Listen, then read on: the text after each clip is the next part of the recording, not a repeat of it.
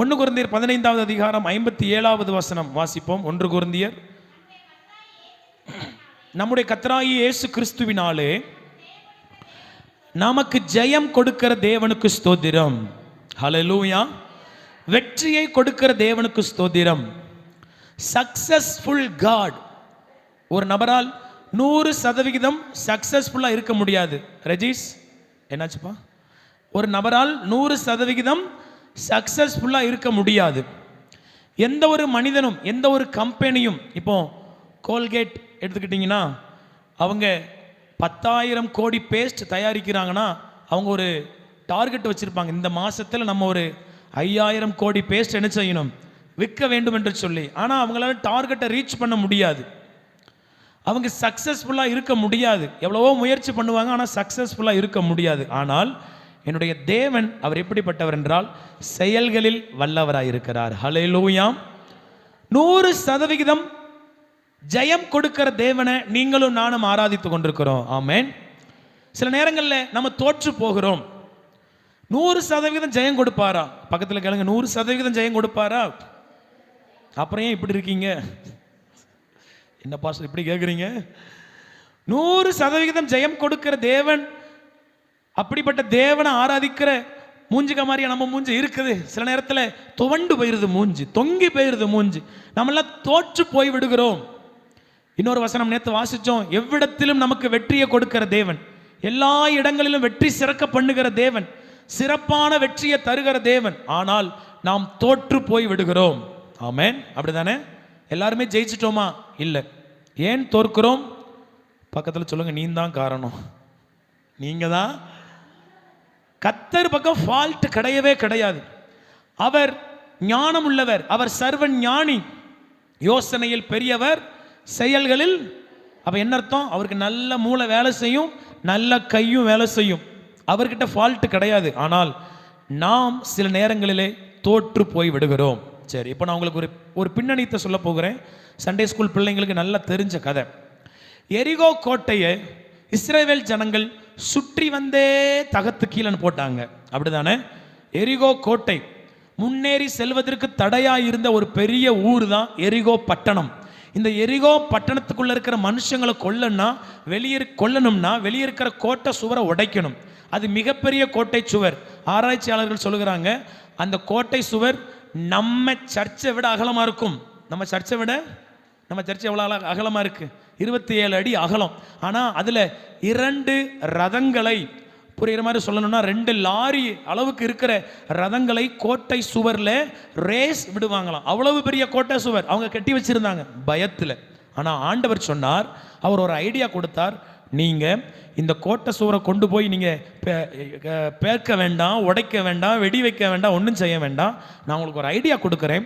நீங்கள் சுற்றி 6 நாள் 6 தடவை நடங்க. முதல் நாள் நடந்துட்டு வந்து உட்காந்துருங்க, 2வது நாள் நடந்துட்டு வந்து உட்காந்துருங்க. அதே மாதிரி 7வது நாள் 7 முறை சுற்றுங்கள். மொத்தம் எத்தனை முறை? 13 முறை சுற்றி வாருங்கள். 13வது தடவை சுற்றி முடிக்கும் பொழுது ஆசாரியர்கள், ஊழியர்கள் எக்காலத்தை பப்பரப்பேன்னு என்ன செய்வாங்க? நெடுந்தொனினா இழுத்து ஊதுறது. அப்படி ஊதும் பொழுது நீங்க ஆர்ப்பரிக்கணும். ஆர்ப்பரிக்கிறதுனா அல்லேலூயா அல்லேலூயா சொல்றது கிடையாது. சும்மா ரேண்டமா நீங்க கத்தணும். என்ன செய்யணும்? ஆர்ப்பரிக்கிறதுனா, இப்போ கிரிக்கெட் பார்த்துக்கிட்டு இருப்பாங்க பசங்க, திடீர்னு விராட் கோலி 6 அடிச்சுட்டா என்ன பண்ணுவான்? அல்லேலூயா கோலினா சொல்லுவான். என்ன பண்ணுவான்? ஆர்ப்பரிக்கிறதா சும்மா ரேண்டமா திடீர்னு கத்துறது. ரொம்ப பசியோட வீட்டுக்கு வந்திருக்கிறீங்க, திடீர்னு உங்களுக்கு பிடிச்ச ஒரு சமையலை உங்கள் அம்மாவோ உங்கள் வீட்டில் யாரோ சமைக்கிறாங்கன்னா உங்களை அறியாமலே உள்ளக்கு ஒரு ஆர்ப்பரிப்பு என்ன செய்யும்? வரும். அடடா எங்கேயோ சிக்கன் வாசனை வருதுன்னு சொல்லி வருவாங்க. வீட்டுக்கு வந்தால் நம்ம வீட்டில் தான் சிக்கனா, இது என்னடா அத்திப்பூ பூத்த மாதிரி அப்படின்னு சொல்லி என்ன செய்வோம்? ஒரு ஆர்ப்பரிப்பு. என்னம்மா நம்ம சமைக்கிறீங்களா, சிக்கன்லாம் செய்கிறீங்களா? ஒரு ஆர்வம், ஒரு ஆர்ப்பரிப்பு. ரேண்டமாக கத்துங்க. நீங்கள் ஆர்ப்பரிக்கும் பொழுது அந்த கோட்டை கிட்டத்தட்ட எனக்கு தெரிஞ்சு மினிமம் 40 அடி அகலமாக இருந்திருக்கணும். நம்ம கட்டுகிற கோட்டைச்சவர்லாம் ஒன்று 4.5 இன்ச்சு கட்டுவாங்க, இல்லைனா கொஞ்சம் ஸ்ட்ராங்காக இருக்குன்னா என்ன செய்வாங்க? 9 இன்ச்சில். அப்படி தானே? அனுபவசாலி இருக்கார், நான் பாட்டுக்கு அடித்து விட்டுற முடியாது. ஒன்று சிங்கிள் கல்லை கட்டுவாங்க, நல்ல ஸ்ட்ரென்த்தாக இருக்கணும்னா டபுள் கல்லை வச்சு கட்டுவாங்க, அல்லது அது 2க்கும் நடுவில் ஹாலோ பிளாக் வச்சு என்ன செய்கிறாங்க? 40 அடி கோட்டை சுவரனை யோசிச்சு பாருங்க, அதை இடிக்க முடியுமா? ஆனா கர்த்தர் வார்த்தையின்படியே அது இடிந்து விழுந்தது. ஆமென். இதுல ஒரு அறிவுரை கொடுக்கிறார். யோசுவா 6வது அதிகாரம் 16வது வசனம். யோசுவா 6:16.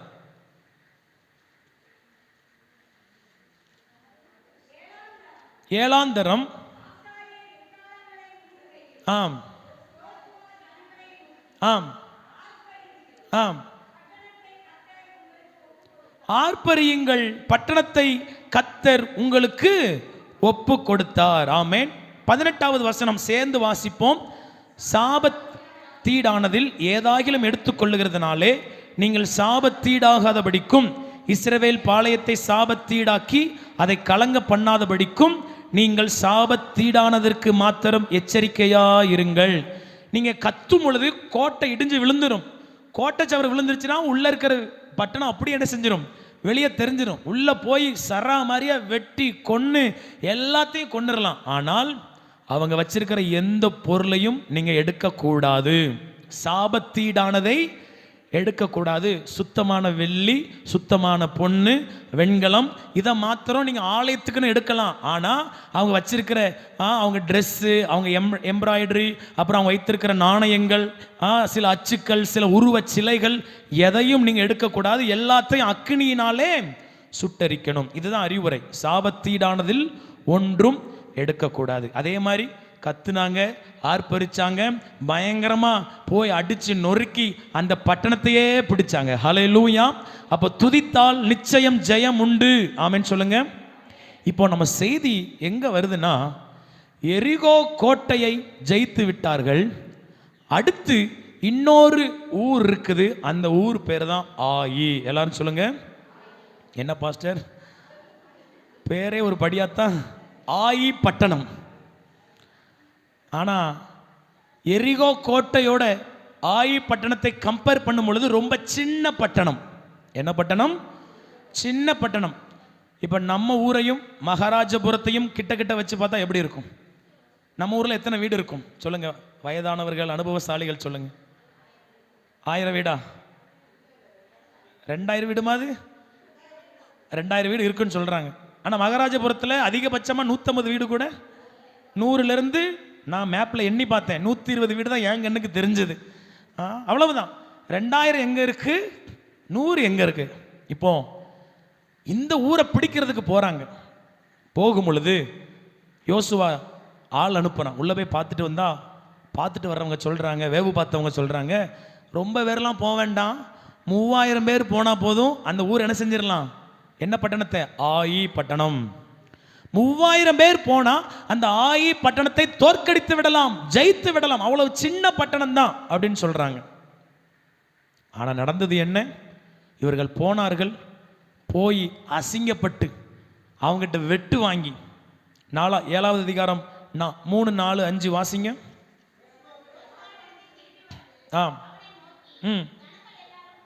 எல்லாரும் போக வேண்டாம், அங்க எரிகோவை சுத்துற மாதிரிலாம் சுத்த வேண்டாம். முறிய அடிக்கலாம். 4வது வசனம் சேர்ந்து வாசிப்போம். அப்படியே ஜனங்களில் ஏறக்குறைய 3000 பேர் அவ்விடத்திற்கு போனார்கள். ஆனாலும் அவர்கள் ஆயின் மனுஷருக்கு முன்பாக முறிந்து ஓடினார்கள். 5 ஆயின் மனுஷர் அவர்களில் ஏறக்குறைய 36 பேரை வெட்டி போட்டார்கள். பட்டண வாசலின் வெளி துவக்கி செபாரி மட்டும் அவர்களை துரத்தி மலை இறக்கத்திலே அவர்களை வெட்டினார்கள். ஜனங்களின் இருதயம் கரைந்து தண்ணீராய். ஜெயம் கொடுக்கிற தேவனை ஆராதிக்கிறோம். ஆனா எண்ட் ஆஃப் த டே, முடிவில் நம்ம எங்க வந்து நிக்கிறோம்னா, தோத்து போய் நம்ம இருதயமும் தண்ணீர கரைஞ்சு போன மாதிரி போயிருது. இயேசு பெரியவர், இயேசு வல்லவர், அவரை போல தெய்வம் இல்லைன்னு சொல்லி ஆராதிக்கிறோம். ஆனா முடிவு எங்க வந்து நிக்குது? இருதயம் கரைஞ்சு போய் இருக்குது. ஒரு முயற்சி எடுக்கிறோம், நஷ்டம். ஒரு தொழில் பண்றோம், நஷ்டம். ஒரு காரியத்தில் முன்னேறி போகலான்னு பார்த்தா அது இன்னும் நம்மளை பின்னுக்கு தள்ளுது. ஏன் ஏன் இப்படி நடந்தது? இப்போ யோசுவாவுக்கு சந்தேகம். ஏன்னா எரிகோ பட்டணம் அவ்வளோ பெரிய பட்டணத்தை ஒரு சின்ன கீறல் கூட இல்லாமல் ஜெயிச்சுட்டு வந்துட்டோமே, இவ்வளோண்டு சின்ன ஆயி பட்டணத்தில் தோத்துட்டோமே என்று சொல்லி அவன் வஸ்திரத்தை கிழிச்சு ஆண்டவருக்கு முன்னாடி முகங்குப்புற விழுந்து அழுது கொண்டே இருக்கிறான். என்ன செய்து கொண்டிருக்கிறான்? தோல்வி, பயங்கர தோல்வி. நீங்க அந்த 7வது இடத்து வீட்டில் போய் வாசிச்சு பாருங்க. எல்லாரும் 7வது வசனம் வாசிப்போம். யோசுவா, கர்த்தராய் ஆண்டவரே, எங்களை அழிக்கும்படிக்கு எமோரியர் கையில் ஒப்பு கொடுப்பதற்காகவா தேவர் இந்த ஜனத்தை யோர்தானை 6வது வசனம், பெட்டிக்கு முன்னாடி புழுதிய மண் தலையில அள்ளி போட்டு அழுகிறாங்க. எல்லாரும் அழுகிறாங்க. ஏன் தோத்த ஆண்டவரே, ஏன் தோத்த ஆண்டவரே, எதனால நாங்க ஜெயிக்க முடியல ஆண்டவரே. இன்னைக்கு நம்ம மகாராஜபுரத்துக்கு போறோம். அங்க ஜெயிக்கணும்னாலும் இதுதான் ஆலோசனை. நம்ம வாழ்க்கையில ஜெயிக்கணும்னாலும் இன்னைக்கு கர்த்தர் நமக்கு கற்றுக் கொடுக்க போவதுதான் ஆலோசனை. ஹல்லேலூயா. இன்னைக்கு கொடுக்க போற செய்தியை நல்லா கவனிச்சுக்கோங்க. பக்கத்துல சொல்லுங்க, நாம ஜெயிக்கணும்னா, சொல்லுங்க, நாம ஜெயிக்கணும்னா கர்த்தர் சொல்லுகிறதை கேட்கணும். ஹல்லேலூயா. நாம ஜெயிக்கணும். நாம வெக்கப்பட்டு போகக்கூடாது. நாம ஜெயிப்பதற்காக பிறந்தவர்கள், நாம் ஜெயிப்பதற்கென்றே கர்த்தரால் அழைக்கப்பட்டவர்கள். நாம தோத்த அப்பாவுடைய நாமத்தை அசிங்கப்படுத்திடக்கூடாது. ஆமென் சொல்லுங்க. நான் தோத்த ஆண்டவர் தோத்த மாதிரி. அப்ப என்ன செய்யணும் ஆண்டவரே?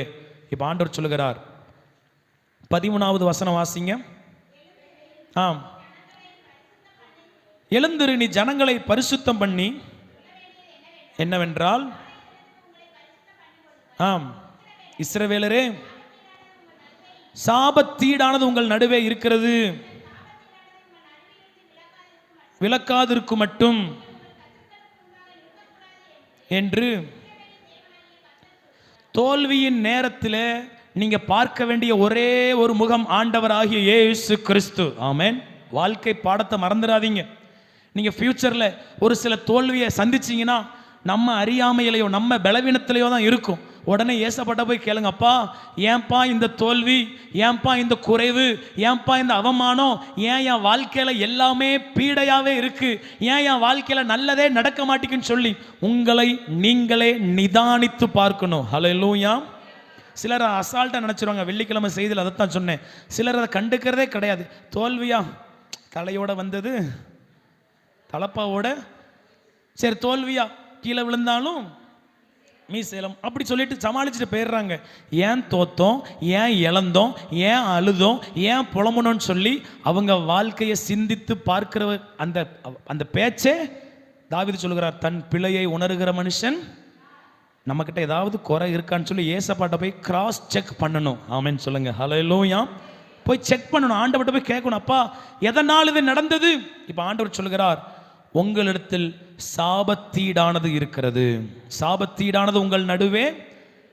எரிகோ பட்டணத்துக்கு போறதுக்கு முன்னாடி யோசுவா ஆண்டவர்கிட்ட போய் கேட்டாங்க, ஆண்டவரே எரிகோவை ஜெயிக்கணும், எரிகோவை ஜெயிக்கணும்னா ஆண்டவர் ஆலோசனை கொடுத்தாரு. ஆயி பட்டணத்துக்கு போறதுக்கு முன்னாடி அவங்க ஆண்டவர்கிட்ட போகவே அசால்ட்டு. எரிகோவையே தூக்கி சாப்பிட்டுட்டோம், ஆயி பட்டணத்தை என்ன செஞ்சிருவோம், வாஷ் அவுட் பண்ணிடுவோம். நமக்கு அசால்ட் வந்துடவே கூடாது. எந்த நேரத்திலும் கர்த்தர்கிட்ட போகணும். ஹல்லேலூயா. சாபத்தீடானது, நான் ஆங்கிலத்தில் இந்த வசனத்தை உங்களுக்காக வாசிக்கிறேன். Some people are keeping things that he commanded to be destroyed. சில பேர் நான் அழித்து போட சொன்ன சில காரியத்தை இன்னும் வச்சுக்கிட்டே இருக்காங்க. நம்முடைய சபை ஏன் தோற்கிறது? சில பேர் ஆண்டவர் அழித்து போடு என்று சொன்ன காரியத்தை இன்னும் பிடிச்சு வச்சிருக்காங்க. நம்ம குடும்பம் ஏன் தோற்கிறது? நம்ம குடும்பத்தில் சில பேர் ஆண்டவர் அழித்து போடுன்னு சொன்ன காரியத்தை பிடிச்சு வச்சிருக்காங்க. நாம ஏன் தோக்குறோம்? நாம் சில காரியங்களை பிடித்து வைத்து கொண்டே இருக்கிறோம். முதலை ரொம்ப தந்திரமானது. முதல்ல வெள்ளம் வரும்பொழுது முதல்ல ஒரு ஐடியா பண்ணுமா. தண்ணியில் தலைகீழ படுத்து, முதலையினுடைய முன்னங்கால் வந்து குட்டியாத்தான் இருக்கும், தலைகீழ தண்ணியில் படுத்து இப்படி 2 கையை தூக்கிட்டே போகுமா. என்ன செய்யுமா? அதை பார்க்குற கரையில் இருக்கிறவங்க எவனோ ஒருத்தன் வெள்ளத்தில் அடிச்சுட்டு போகிறான்னு நினச்சி நம்மால் குதிச்சு காப்பாற்ற போனா சிக்கிட்டாண்டா சித்தப்புன்னு முதல்ல என்ன செஞ்சிடும். ரியல், இது நடந்த விஷயம். எத்தனையோ காட்சிகள் யூடியூப்ல இருக்கு, நீங்க போய் செக் பண்ணி பாருங்க. பார்க்கறதுக்கு அப்படியே ஒருத்தன் முங்கிட்டு 2 கையை யாராவது காப்பாற்ற மாட்டாங்களான்னு போற மாதிரி இருக்கும். நான் சில பேர் ஆர்வ கொளர்ல குதிச்சு, ஐயோ ஏதோ குழந்தை போகுது போல, எவனோ ஒருத்தன் காட்டாத்து வெள்ளத்தில் அடிச்சுட்டு போறானாம் போன்னு சொல்லி பிடிச்சா டக்குன்னு அடிக்கும் பாரு ஒரு பல்ட்டி. முதல்ல வெளியே மண்டை வந்து அட ஆத்தி சக்குன்னு பிடிச்சிரும். இன்னைக்கு நிறைய பேர் அது சில கையை பிடிச்சிருக்கிறோம். பக்கத்தில் சொல்லுங்க, அது முதல்ல சொல்லுங்க, அது முதல்ல தெரியும் பாஸ்டர், நீங்க ரொம்ப லேட்டு பாஸ்டர், பல வருஷத்துக்கு முன்னாடியே தெரியும் பாஸ்டர், நான் எங்க விடமாட்டேன்னு சொல்றேன். அதுதான் இப்ப என்ன செஞ்சிருக்கு, பிடிச்சுக்கிட்டு. கரடி கதை தெரியல உங்களுக்கு? ஒரு பெரிய வெள்ளத்தில் ஒரு மூட்டை அடிச்சுட்டு வந்துச்சான். ஒருத்தன் குதிச்சு போய் அந்த மூட்டையை திருடிட்டு போலான்னு சொல்லி தண்ணியில் நீந்தி போய் மூட்டையை பிடிச்சிட்டானா. வெளியிருந்து பார்க்குறாங்களாம், என்ன வெளியே வரலையேன்னு சொல்லி மூட்டையோடையே போகிறானா. வெளியே இருக்கிறவன் சொல்கிறானா, டே அந்த மூட்டையை விட்டுட்டு வந்துரு, மூட்டையை நான் எங்கடா விட மாட்டேங்க, அதுதாண்டா என்ன. பார்த்தா அது கரடி வெள்ளத்தில் பயந்து போய் வந்திருக்கு. நம்மால் மூட்டை நினச்சி சரி ஒரு 10 துணி கிடைக்கும், 10 துணிக்கு ஆசைப்பட்டு உயிரை விட்டு விட்டியடா. இன்னைக்கு நிறைய பேர் சாபத்தீடானதை பிடித்து கொண்டிருக்கிறோம். 1 யோவான் 2வது அதிகாரம் 15வது வசனம். 1 யோவான் 2:15.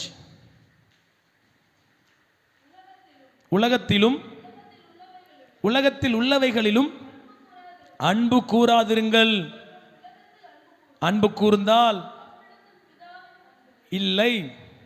அடுத்து, ஏனெனில் உலகத்தில் என்ன இருக்குதான், மாம்சத்தின் இச்சை, கண்களின் இச்சை, ஜீவனத்தின் பெருமை. மாம்சத்தின் இச்சை, மாம்சத்தின் இச்சைனா அவங்க நினைக்கிறது மட்டும்தான் நடக்கணும், அவங்க நினைச்சதை நடத்தி தீர்க்கணும். கண்களின் இச்சை, அவங்க பார்க்கிறது எல்லாமே அவங்களுக்கு கிடைக்கணும், அவங்களுக்கு பார்க்கிறது எல்லாமே கிடைக்கணும். உங்களுக்கு சில பொருட்கள் இருக்கலாம், தப்பு இல்லை, ஆனால் எல்லாருக்கிட்ட இருக்கிறத விட என்கிட்ட தான் நல்லா இருக்குன்னு நினைச்சிங்க, நாங்கள் நம்ம மாட்டிக்குவோம். கண்களின் இச்சை, ஜீவனத்தின் பெருமை. சிலர் அவங்க கிட்ட இருக்கிறத குறிச்சே பெருமை அடிச்சுக்கிட்டே இருப்பாங்க. பாத்தியா இதை, பாத்தியா நான் எவ்வளோ வாங்கியிருக்கேன், பாத்தியா என்கிட்ட என்ன இருக்கு, பாத்தியா. நம்மக்கிட்ட என்ன இருந்தாலும் அதை விட பெஸ்ட்டாக அந்த உலகத்தில் ஒருத்தன் வச்சிருக்க தான் செய்வான். ஆமேன்னு சொல்லுங்க. நம்மக்கிட்ட பைக் இருந்தால் அதை விட, நம்மக்கிட்ட 30,000 ரூபா பைக் இருந்தால் ஒருத்தன் 3 லட்ச ரூபா பைக் வச்சிருப்பான். நம்மக்கிட்ட 10 லட்ச ரூபா கார் வச்சிருந்தா ஒருத்தன் 10 கோடி ரூபாய் கார்னு செஞ்சிருக்கான். ஜீவனத்தின் பெருமை, மாம்சத்தின் இச்சை, கண்களின் இச்சை, இந்த 3ம் உலகம் சாபத்தீடு. இதை பிடிச்சு வச்சிருக்கிற வரைக்கும் நாம எந்த பட்டணத்தையும் ஜெயிக்க முடியாது. அது மகாராஜபுரமா இருந்தாலும் சரி, அதை விட குக்கிராமமா இருந்தாலும் சரி, நம்ம சபையில ஒரு மனம் மாறுதல் உண்டாகலனா நம்மளால ஒரு கல்லை கூட அசைக்க முடியாது. ஒத்துக்கிறீங்களா? ஆமேன்னு சொல்லுங்க. மாம்சத்தின் இச்சை நம்மளை விட்டு விலகணும், கண்களின் இச்சை நம்மளை விட்டு விலகணும், ஜீவனத்தின் பெருமை நம்மளை விட்டு விலகினும். ஆமேன்னு சொல்லுங்க. மார்க் எழுதின சுவிசேஷம் 7வது அதிகாரம் 20வது வசனம். ஒரு லிஸ்டே ஆண்டவர் கொடுக்கிறார், என்னென்னலாம் இருக்கு. மாம்சத்தின் இச்சைனா என்ன, கண்களின் இச்சைனா என்ன, ஜீவனத்தின் பெருமைனா என்ன. வாசிங்க மார்க் 7. மனுஷனுக்கு உள்ள இருந்து புறப்படுகிறதே தீட்டுப்படுத்தும். எப்படி எனில், உள்ள இருந்து பொல்லாத சிந்தனைகள். வாசிங்க, வரிசையா வாசி. ஆம், களவு. ஆம், ஆம்,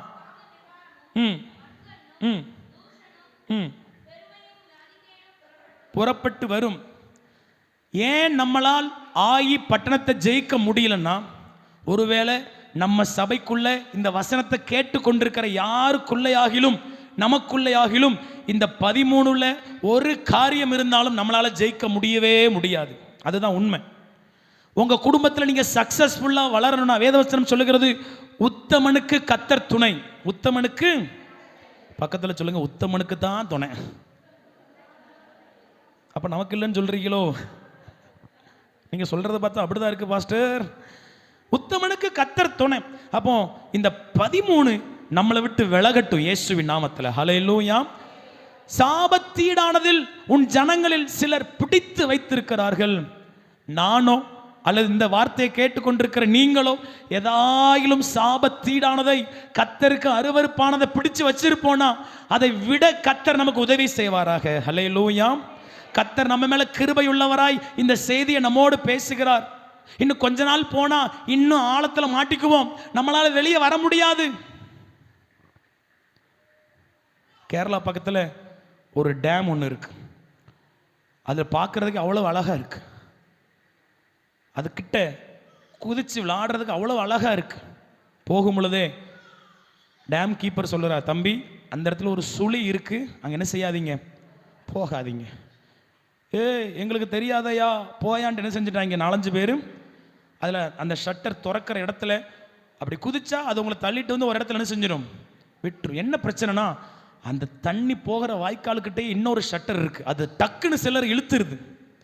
டேம் கீப்பருடைய வார்த்தையை கேட்காம அதில் ஜாலிக்குன்னு குதிச்சு எத்தனையோ பேர் செத்து போயிருக்காங்க, எத்தனையோ பேர். டேம் கீப்பர் சொல்லும் போதே நிப்பாட்டிட்டோம்னா தப்பிச்சோம். உள்ள உளுந்ததுக்கு அப்புறம் திரும்பி போகவே முடியாது. இன்னைக்கு நாம ஒரு சில சாபத்திட பிடிச்சு வச்சிருக்கிறோம். பக்கத்தில் சொல்லுங்க, இன்னும் நீ ஆழத்துக்குள்ள போகல, இப்பவுமே விட்டுரு. சொல்லுங்க, இன்னும் நீ ஆழத்துக்குள்ள போகல, இன்னும் நீ உள்ள குதிக்கல, தயவு செஞ்சு விட்டுரு. என்னென்ன சாபத்தீடுகள்? பொல்லாத சிந்தனைகள், பேட் தாட்ஸ், கெட்ட எண்ணங்கள். எதை யோசித்தாலும் அவங்க இருதயம் தவறாகத்தான் யோசிக்கும். யாராவது ஒன்று சொன்னா ஆமா இது இப்படி ஆக்கும், அது அப்படி ஆக்கும். எதை குறித்தாலும் பேட் தாட்ஸ், எதை குறித்தாலும் நெகட்டிவ் தான். பைபிள் பிரசங்கத்தை கேட்டா எதிர்மறை தான். யாராவது ஒரு சாட்சி சொன்னா எதிர்மறை தான். யாராவது ஒருத்தங்க சொன்னா ஆமா இது இப்படி ஆக்கும் அப்படின்னு சடார்னு போட்டுட்டு போயிடுவாங்க. Bad thoughts. விபச்சாரங்கள், பாலியத்துக்குரிய இச்சைகள், வேசித்தனங்கள், கொலை, களவு, இதெல்லாம் சாபத்தீடானது. விபச்சாரத்துக்கும் வேசித்தனத்துக்கும் என்ன வித்தியாசம்? அடல்டரி, வேசித்தனம் என்றால் இந்த பாலியத்துக்குரிய பாவங்களை நீண்ட நாட்கள் ஆண்டவர் வாய்ப்பு கொடுத்தும் திருப்பி திருப்பி திருப்பி செய்து கொண்டே இருப்பது, அதுதான் வேசித்தனம். விபச்சாரம் என்றால் தாவீது விபச்சாரத்தில் விழுந்தார். அவர் நல்லவர் தான், நல்ல பாடுறவர். திடீர்னு அவர் கண்களின் இச்சையினால விழுந்தார்.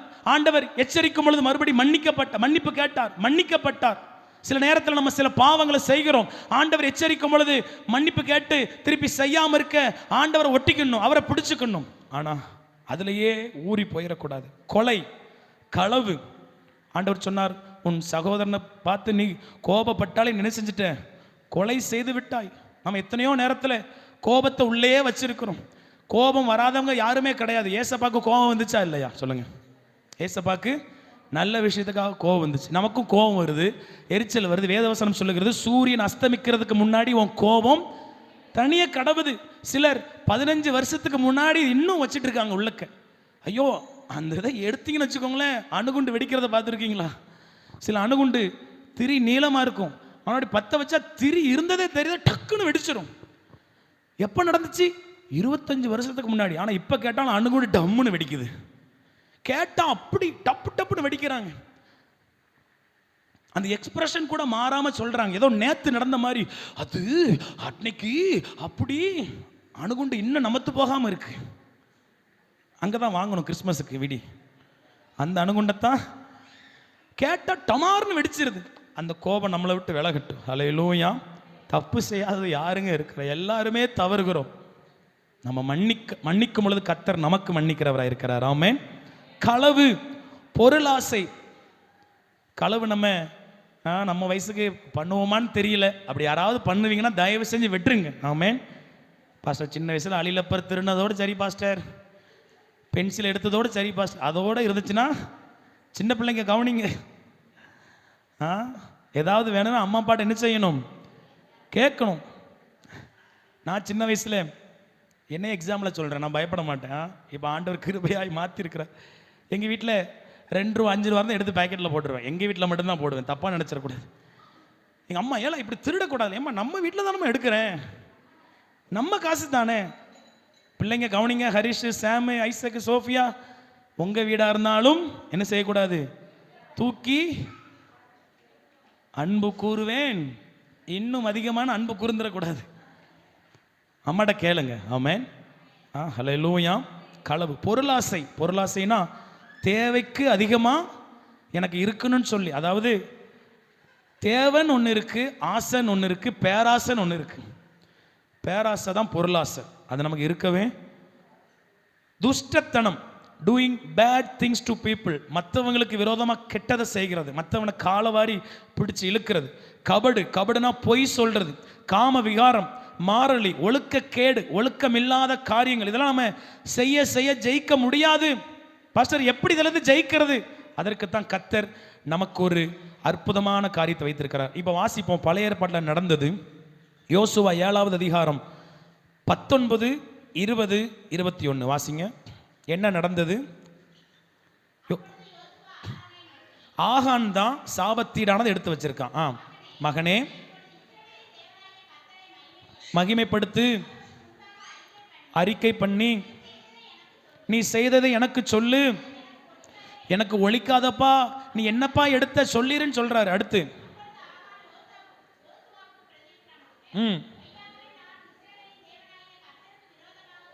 பாவம் செஞ்சேன், இப்ப என்னெல்லாம் எடுத்தேன்னு சொல்றான் பாருங்க. சேர்ந்து வாசிப்போம். கொள்ளையிலே நேர்த்தியான ஒரு பாபிலோனிய சால்வையும் 200 வெள்ளி சேக்கலையும் 50 சேக்கல் நிறையான ஒரு பொன் பாலத்தையும் நான் கண்டு அவைகளை இச்சித்து, கண்களின் இச்சை நம்மளை உள்ள இழுத்துரும். நாம நினைப்போம் இதுல ஒண்ணு இல்லைன்னு, உள்ள ஒரு பெரிய சுழியே இருக்குது, நமக்குள்ளதான் அவ்வளவு கெட்ட காரியம் இருக்குது. கர்த்தர் அதிலிருந்து காப்பாற்றதா நம்மளோட பேசி கொண்டிருக்கிறார். ஆமென். ஏன்னா ஏசப்பா நம்மளை நேசிக்கிறார், நம்மளை ஜெயிக்க வைக்கணும் விருப்பப்படுறார். நமக்குள்ள இந்த கெட்ட காரியம் இருந்தால் நம்மளால ஜெயிக்க முடியாது. அதனால தான் இந்த பிரசங்கத்தை நாம கேட்டுக்கொண்டிருக்கிறோம். ஹல்லேலூயா. அடுத்த வாசிப்போம். எடுத்துக்கொண்டேன், இச்சித்து, ஆம் ஆம் ஆம் உடனே நடக்கிறது பாருங்க. 24, 25. அப்பொழுது யோசுவாவும் இஸ்ரவேல் எல்லாரும் கூட சேராகின் புத்திரனாகிய ஆகானையும் அந்த வெள்ளியையும் சால்வையையும் பொன் பாலத்தையும் அவன் குமாரரையும் குமாரத்திகளையும் அவன் மாடுகளையும் கழுதைகளையும் ஆடுகளையும் அவன் கூடாரத்தையும் அவனுக்குள்ள யாவையும் எடுத்து ஆகோர் பள்ளத்தாக்குக்கு என்ன செஞ்சாங்க தெரியுமா?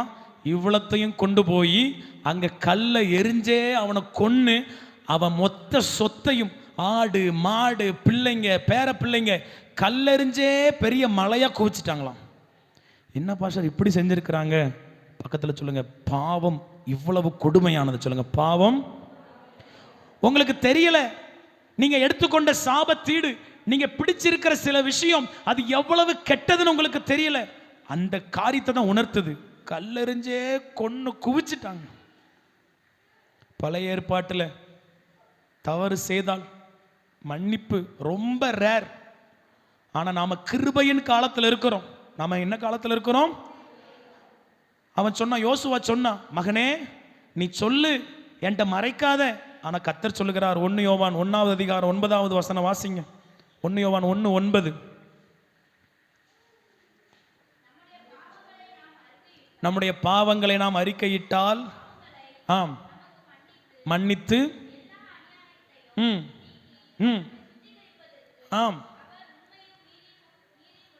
அல்லேலூயா. நல்ல வேளை நம்ம யோசுவா காலத்தில் இல்லை, இல்லைன்னா குண்டுக்கல் ஃபுல்லாக நம்ம வீட்டு மேலே தான் லோடு லோடாக தட்டியிருப்பாங்க. நமக்குள்ளே இருக்கிற கெட்ட குணங்களுக்கு, இன்க்ளூடிங் மீ, எல்லாரையும் சேர்த்து தான் சொல்லுகிறோம். மேலேருந்து மைக்கு பிடிக்கிறதுனால நான் மேலே வானத்திலேருந்து குதித்து வந்தவன் கிடையாது. நம்ம பழைய ஏற்பாட்டு காலத்தில் இருந்திருந்தோன்னா இங்கே இருக்கிற ஒருத்தர் மிஞ்சி இருக்க மாட்டோம். ஆனால் கிருபையாய் நாம் கிருபையின் காலத்தில் இருக்கிறோம். நாம் செய்த பாவங்களுக்கு மன்னிப்பு உண்டு. எப்பொழுது உண்டு? நீதிமொழிகள் 28ஆவது அதிகாரம் 13ஆவது வசனம் வாசிப்போம். நீதிமொழிகள் 28:13. தன் பாவங்களை மறைக்கிறவன் வாழ்வடைய மாட்டான், இரக்கம் பெறுவான். கிருபை நல்ல சமாரியன் சபையே, நாம் ஜெயிக்கணும்னா நமக்குள்ள இருக்கிற சில அருவருப்பை நாம் தியாகம் செஞ்சே ஆகணும். கேன்சர் கட்டி வந்துருச்சு, ஹாஸ்பிட்டல் போறாங்க. டாக்டர் சொல்லுகிறாரு, இந்த காலை வெட்டி எடுக்கணும். ஐயோ டாக்டர், சின்ன வயசுல இருந்து என் கூட இருந்த காலு. டாக்டர் சொல்லுகிறாரு, இல்லப்பா கட்டி வந்துருச்சு, நீ வெட்டாம விட்டுட்டேன்னா உடம்பு ஃபுல்லா பரவிடும். இல்லை டாக்டர், நான் செத்தாலும் பரவாயில்ல, எனக்கு காலு தான் வேணும்னு சொன்னீங்கன்னா பக்கத்தில் சொல்லுங்க, சாவை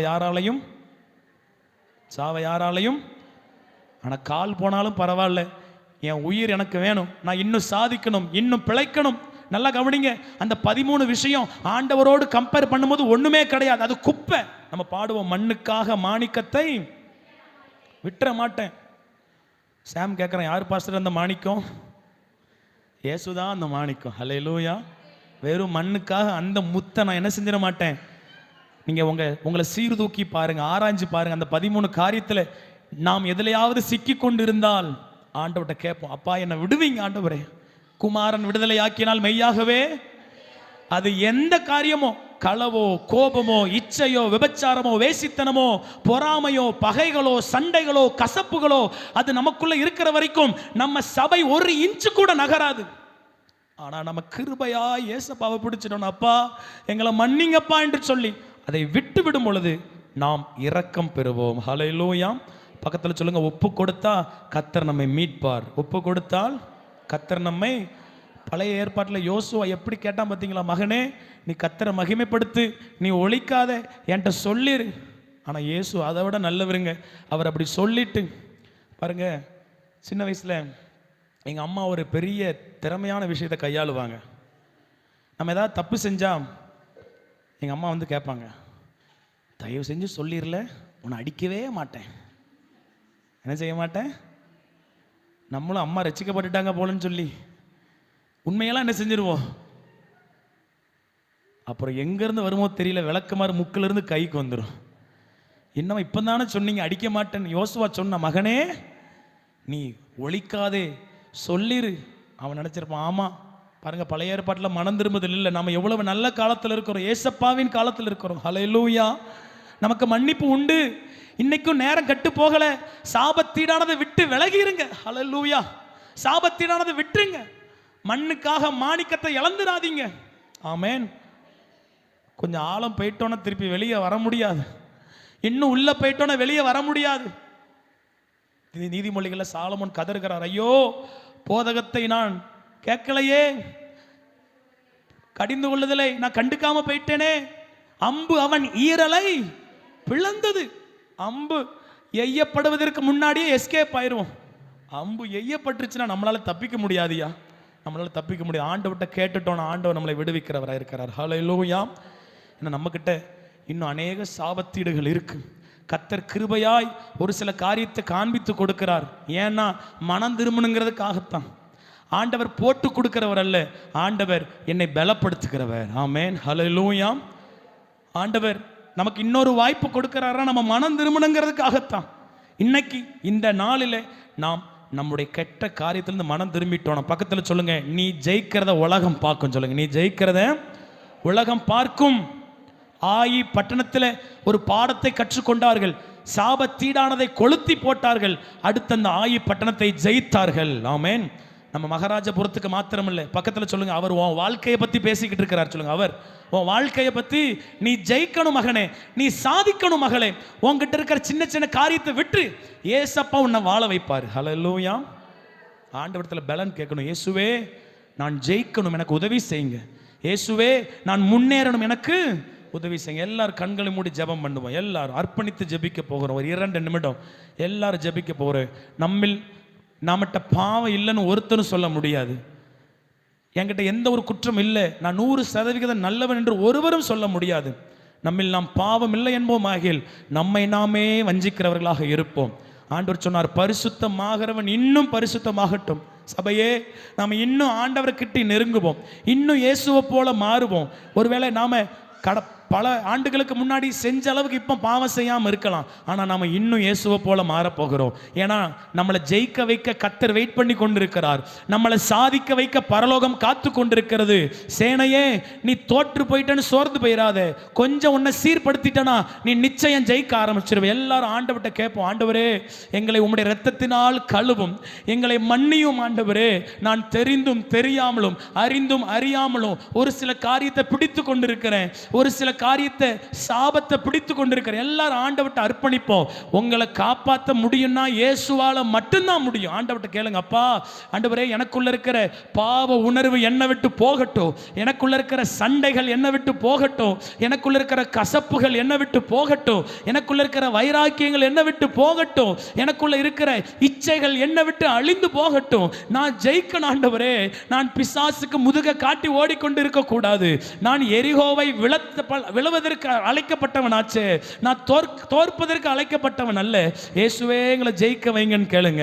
எங்களை அர்ப்பணிக்கிறோம் ஆண்டவரே, எங்களை அர்ப்பணிக்கிறோம். தன் பாவங்களை மறைக்கிறவன் வாழ்வடைய மாட்டான், அவைகளை அறிக்கை செய்து விட்டு விடுகிறவனோ இரக்கம். ஆண்டவர்கிட்ட கேளுங்க, அப்பா இந்த பாவத்தை விட வைங்க, இந்த தொடர்பு வேண்டாம், இந்த இச்சை வேண்டாம், இந்த பாவம் வேண்டாம், இந்த கோபம் வேண்டாம். இயேசுவே என்னை உம்மை போல மாற்றுங்க ஆண்டவரே. ஹல்லேலூயா. நான் என்னையே ஏமாற்றி கொண்டிருக்கிறேன் ஆண்டவரே, நாங்கள் எங்களையே ஏமாற்றி கொண்டிருக்கிறோம் ஆண்டவரே. இந்த சிற்றின்மை எங்களுக்கு வேண்டாம், எங்களுக்கு மெய்யான வெற்றி தான் வேணும்னு கேளுங்க. ஹல்லேலூயா, ஹல்லேலூயா. அந்த ஆகான் அந்த பாபிலோனிய சால்வை தான் வெற்றி நினைச்சுக்கிட்டு இருந்தான். இல்ல இல்ல இல்ல, அதோட பெரிய வெற்றி கர்த்தர் வைத்திருந்தார். அந்த சேக்கல் பொண்ணு தான் வெற்றி நினைச்சுக்கிட்டு இருந்தான், அதை ஒளிச்சு மறைச்சு வச்சிருந்தான். இல்ல இல்ல, உங்க வாழ்க்கையில ஒளிந்திருக்கிற காரியத்தை மனுஷங்க கிட்ட நீங்க மறைக்கலாம், ஆனா கர்த்தர்கிட்ட மறைக்க முடியாது. ஒரு நாள் வரும்பொழுது கர்த்தருக்கு நாம் கணக்கு கொடுக்கணும். இன்னைக்கு நாம கிருபையின் காலத்தில் இருக்கிறோம். ஏசப்பா என்ன மன்னிங்கன்னு சொல்லுங்க, ஏசப்பா என்ன பலப்படுத்துங்க. இந்த ரெண்டு வார்த்தையை ஆண்டவர்கிட்ட கேளுங்க. அப்பா என்ன மன்னிங்க, என்ன பலப்படுத்துங்க, என்ன சுத்தப்படுத்துங்க, நான் சாதிக்கணும், என் குடும்பம் ஜெயிக்கணும், எங்க சபை ஜெயிக்கணும். ஹல்லேலூயா, ஹல்லேலூயா, ஹல்லேலூயா. ஆண்டவரே, யார் யாரெல்லாம் ஜெபித்து கொண்டிருக்கிறார்களோ ஒவ்வொருவருடைய பாவங்களையும் நீங்க மன்னித்து எங்களை அரவணைத்து கொண்டபடியால் நன்றி செலுத்துகிறோம். ஆண்டவரே, நாங்கள் ஒருவேளை ஒரு குறிப்பிட்ட ஆழத்தை தாண்டி உள்ள போயிருந்தோம்னா அதிலிருந்து வெளிவர உதவி செய்யுங்க ஆண்டவரே. எங்களை அதிலிருந்து வெளியே கொண்டு வாங்க ஆண்டவரே.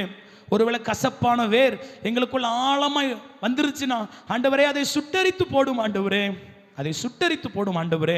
அந்த 13 காரியங்களில் நாங்கள் எந்த காரியத்திலேயாவது சிக்கி தவித்து கொண்டிருப்போம் என்றால் எங்களை மீட்கிற தாவீதின் குமாரனே எங்களை ரட்சியும் என்று கேட்கிறோம் ஆண்டவரே. இந்த இடத்துல ஜெபித்து கொண்டிருக்கிற ஒவ்வொருவரை விடுவிப்பீராக, ஒவ்வொருவரை விடுவிப்பீராக, எங்களை மீட்பீராக. நாங்கள் மனம் திரும்பி ஆயி பட்டணத்தை மாத்திரமல்ல 31 ராஜாக்களையும் ஜெயித்து கானானுக்குள்ள பிரவேசிக்கிறவர்களா எங்களை மாற்றும் ஆண்டவரே. உம்முடைய கரத்தில் ஒப்பு கொடுக்கிறோம். கேட்ட வார்த்தைகள் எங்கள் இருதயத்திட்டு போகாதபடி பாதுகாத்து கொள்ளுங்க. எங்களை ஜெயிக்க வைக்கிற ஆண்டவர் எங்களோடு கூட இருக்கிறீரே. உமக்கு பிரியமில்லாத காரியத்தையும் நாங்கள் விட்டு ஓய்ந்து விட எங்களுக்கு உதவி செய்யுங்க. இயேசு கிறிஸ்துவின் நாமத்தில் ஜெபம் கேட்ட ஜீவனுள்ள நல்ல பிதாவே, ஆமென், ஆமென். என் ஆத்துமாவே கர்த்தரை ஸ்தோத்திரி, என் முழு உள்ளமையோட பரிசுத்த நாமத்தை ஸ்தோத்திரி. என் ஆத்துமாவே கர்த்தரை ஸ்தோத்திரி, கர்த்தர் செய்த சகல உபகாரங்களையும் மறவாதே. ஆமென், ஆமென். நம்முடைய பிதாவாகிய தேவனுடைய அன்பும் கர்த்தராகிய இயேசு கிறிஸ்துவினுடைய கிருபையும் பரிசுத்த ஆவியானுடைய ஐக்கியமும் இன்றும் என்றும் சகல நாட்களிலும் நம் அனைவரோடு கூட இருப்பதாக. ஆமென். அல்லேலூயா, அல்லேலூயா, அல்லேலூயா. God bless you. கர்த்தர் உங்களை ஆசீர்வதிப்பார்.